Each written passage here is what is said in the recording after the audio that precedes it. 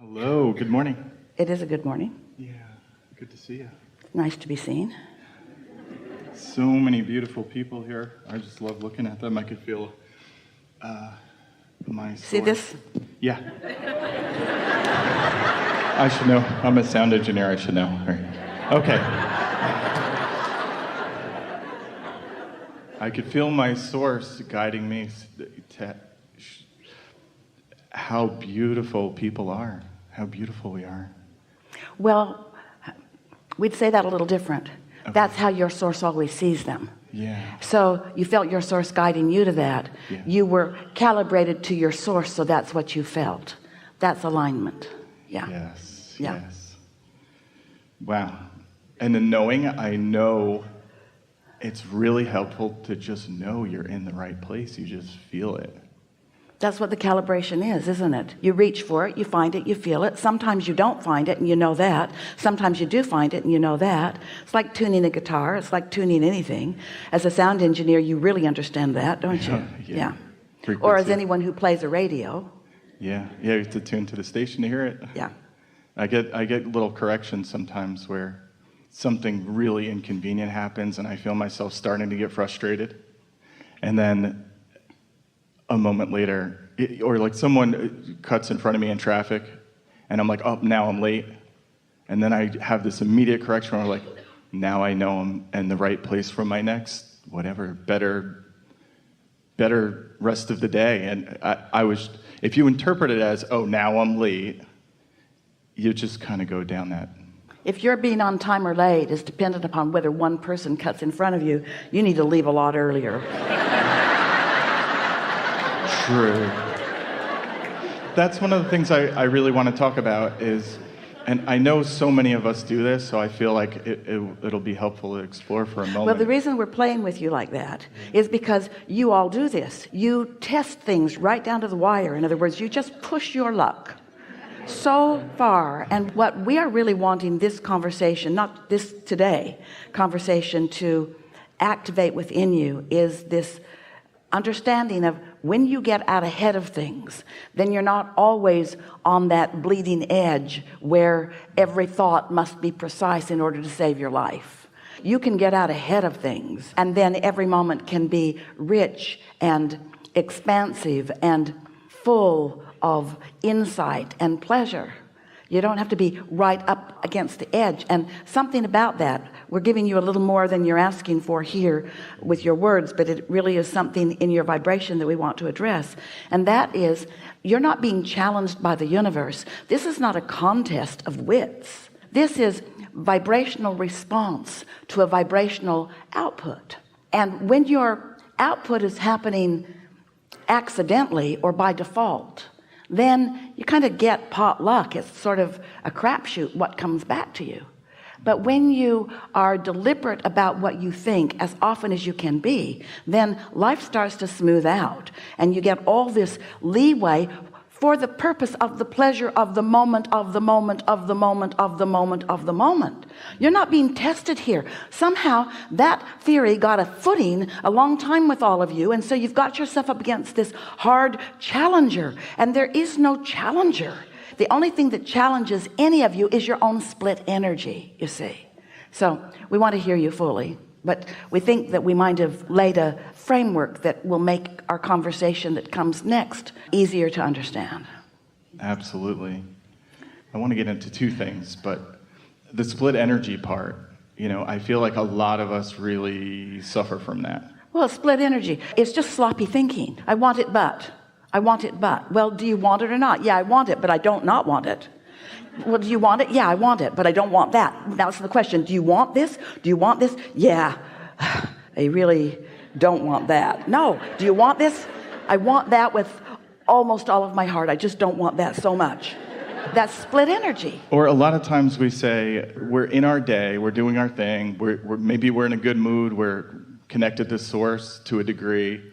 We'd like to be connected to source more of the time. And I think a lot of times we just start to look at things like, okay, it's a bad moment now, or it's... This is the question that we want to put to you. It's all right. Stay with us just for a moment. What did you do before you got into your day? If you wait until you're into your day before you do any of your thinking about where you are, now you're doing a lot of knee-jerk responding to what's going on. And so the day sort of has its way with you. But if you have pre-paved it, if you have calibrated your vibration ahead of time, if you've meditated and come into your source energy, if you have segment intended, if you have established how you feel, in other words, if you have established that you feel good about life and that you're eager about life and that, as you said, you love humanity around you, and you go out into your day, do you know that much of a pre-paving that you did while you were sitting there under the influence of your inner being, as you say, if you've done that much, a driver won't cut you off. We want to talk about this just a little bit, and then we will hear you fully. So have you heard us talking about the concept of segment intending? When Jerry and Esther began with us way back, the first 4 recordings were, the first one was because Jerry was asking the question, are there laws of the universe? Abraham, give me the nitty-gritty. What is it that I most need to know in order to be in control of my own life experience? So we gave him 4 subjects. The first was the law of attraction, and we explained how attraction works. The second we called the law of deliberate creation. Not so much a law as it is a technique or a practice. Esther interpreted it as the word law because she could feel how serious we were about it. So it felt bigger than a practice. It felt like a law. So that's what this first recording said. The law of attraction, the law of deliberate creation, and the law of allowing. We talked her into changing that to the art of allowing. The art of allowing. The art of syncing up with what you really want. And the fourth was segment intending. That's how far back this subject of segment intending goes. So what segment intending, the way Esther received it from us in those days, was holding your own intentions for the segment that you are moving into. Recognizing that the segment just changed. I just got into my car, so it's a different segment. Or I just answered the telephone, so it's a different segment. Or. So what is it I want from this segment? It was a focusing technique. So through the years, Esther saw this segment intending, this focusing technique. She saw it as the way she would control the segment. Not quite what we meant, but it's the way it felt to her when she would do her segment intending. She would sit in her car and she would think to herself, I want to have smooth transfer, and I want to be safe, and I want to encounter other nice drivers. Esther's interpretation of that was, I'm going to change what's going on in this segment to please me. Well, now that was not wrong. That's the way she interpreted it. But today we're putting another nuance on it, that as you settle into this, you will feel the power of it.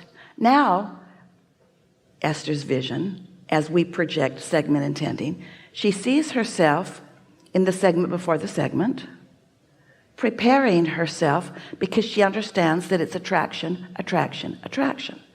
So she says things to herself like, I'm so in love with life, and I am such a blessed person, and I'm so eager about life, and I love interaction with others.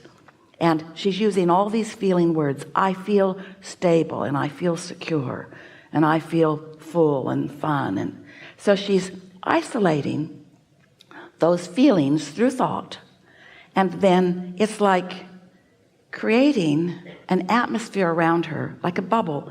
And now this Esther bubble is now moving out into the world, and only what matches the bubble can be her experience.